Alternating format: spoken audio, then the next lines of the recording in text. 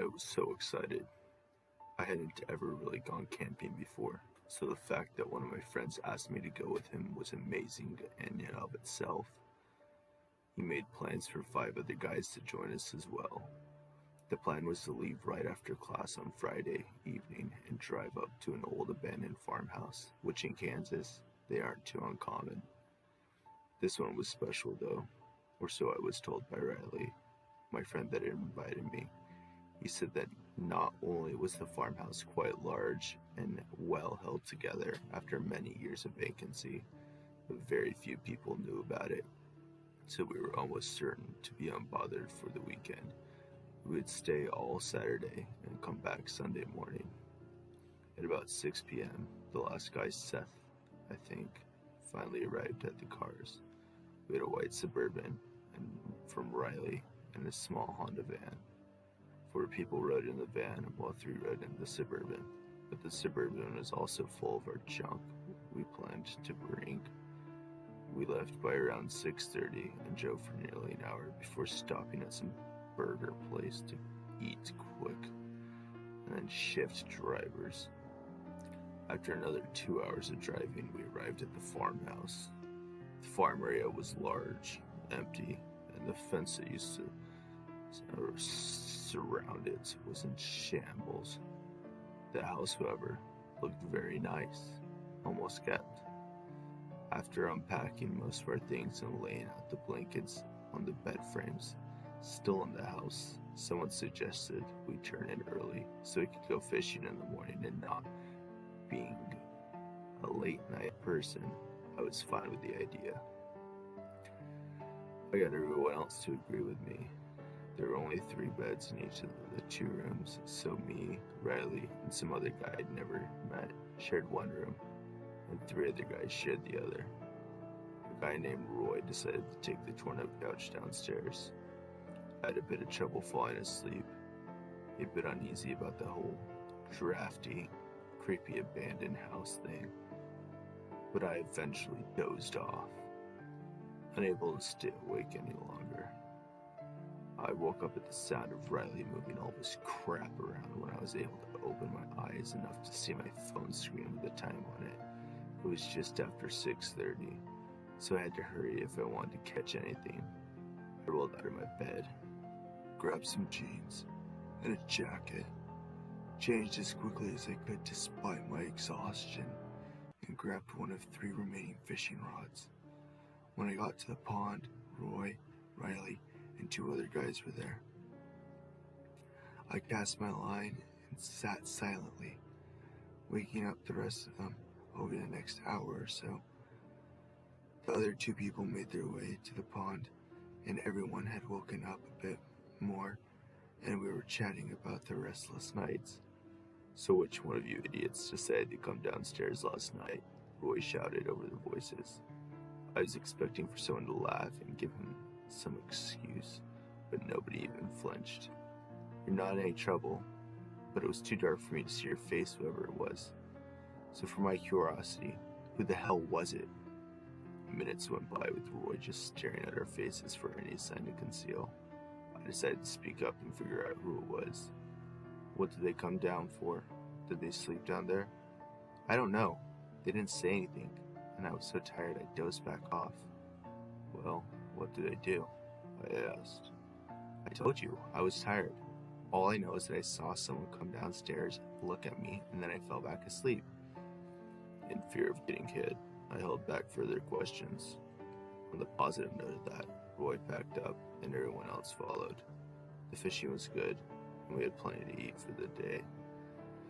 We walked back to the field in front of the farmhouse, let off our jackets, and ran out again. Roy dug up an old frisbee, so we divided into 2 teams quite sloppily that were very uneven, 4 against 3. We maybe played an hour, and then we switched to baseball. And then some guys started playing poker on the grass. I sat out. Some dude I've never met, Joel was his name I think, came out and sat next to me on the porch steps. "Why didn't anyone wake me up?" he asked, clearly irritated. I woke up almost still beat 2 people to the fishing, plus you made it anyways, I responded. I just woke up like half an hour ago. His irritated tone now turning to confusion. Shut up, you went fishing with us, and I know sure as hell you were playing Ultimate Frisbee with us. My tone was clearly angry. I'm telling you, I just woke up. I didn't even know you played Frisbee. Well, there were 7 people fishing, and the teams were 4 on. I stopped dead in my own words.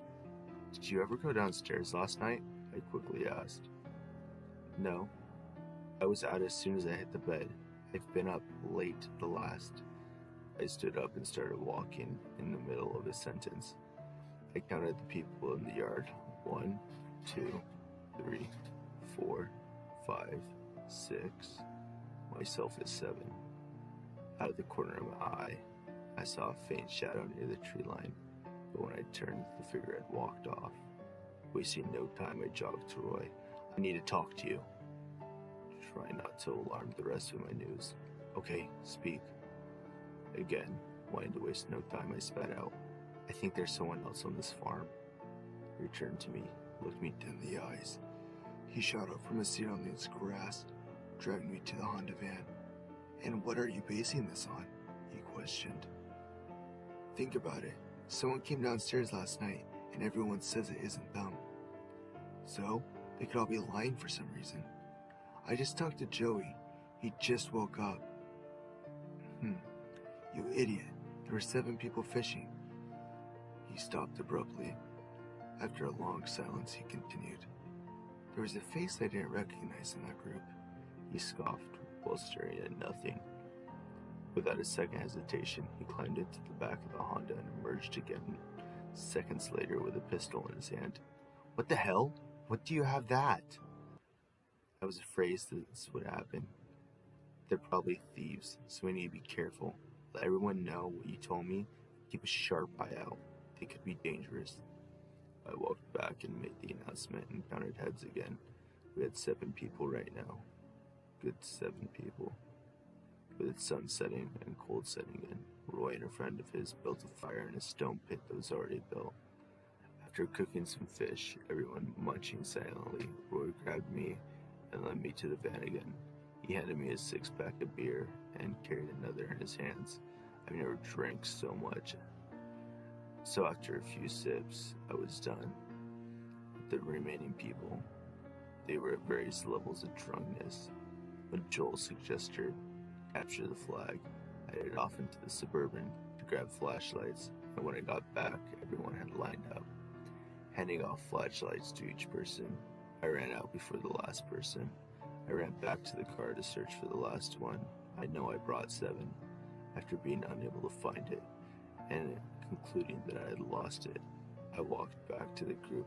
Now that I noticed everyone had a flashlight, confused, I looked at the guy that was without one when I left and asked him where he got it. Some dude handed it to me, he drunkenly responded. Who? Where'd they go? I had a sense of real urgency in my voice. He handed it to me, then ran to the forest. His eyes lit up when he realized what he said. I told him to keep quiet and stay calm, but before I knew it, they were playing the game, not even searching for the extra person anyways. It wasn't but a few hours before people began picking off one by one to go to bed, and it was on the next to last turn in.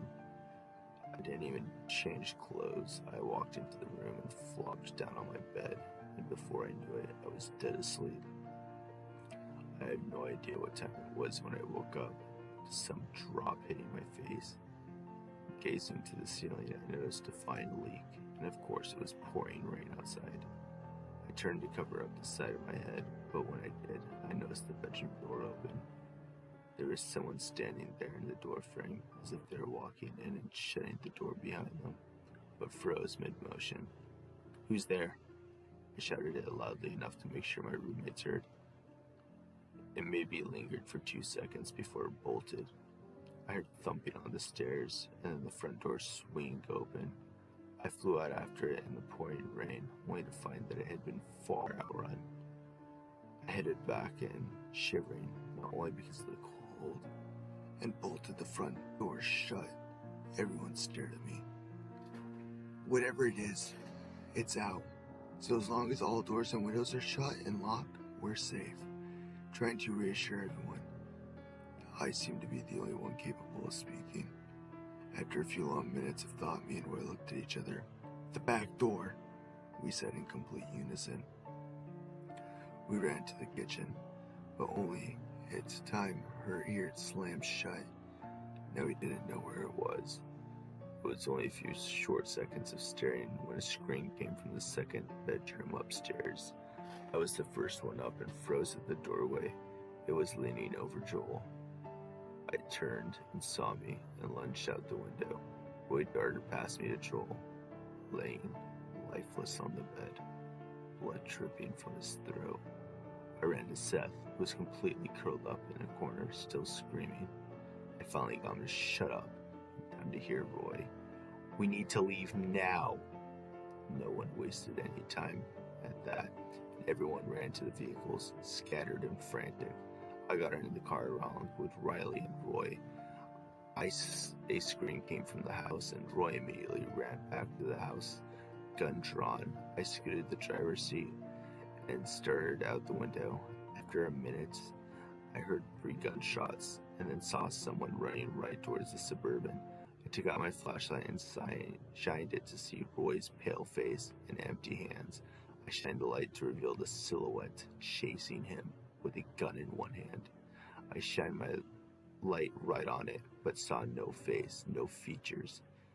It was still a shadow. When it saw the light, it turned to me and began to run at me. I slammed my foot on the brake and the car ground to speed. After 10 minutes of driving in the dark, rainy fog, me and Riley, now the only ones in the Suburban, we stopped at the freeway. Riley wanted to keep going, but I was driving and elected to wait 5 minutes for them to come up. Minutes went by and I grew more anxious and almost left before I saw a pair of headlights in the distance from my mirrors. It was definitely the van, and it was speeding right to us. It kept speeding. It didn't stop. There was a sudden slam, and in my recovery, me and Riley heard the radio kick on. "You better drive." The voice was muffled, distorted. Riley and I screamed together as I stood on the grass. As we drove, the thing was constantly right behind us, riding our bumper, waiting for us to stop. A thought which didn't cross my mind until the low gas indicator started going off. "Listen, Riley, here's the plan." He turned anxious for ideas. "In a few seconds, I'm going to slam the brake. Hold on, but quickly get out of the car, run into the woods. Once we get a safe distance, we will loop around, get in the van, and then we will drive off. Make sense?" He nodded quickly, and without a second thought, I pounded my foot on the brakes.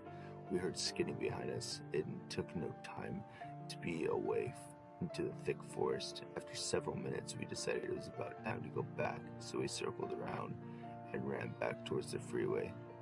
When we arrived, both vehicles had doors all open and no sign of that creature that had been chasing us. We got into the van, shut the doors, and began driving fast away from that horrible place. An hour into the drive, a new alarm started beeping. I looked at the dash, stopped the car, and froze. Riley was jerked awake and stared at me. "What?" I turned to him slowly. "The trunk is opening."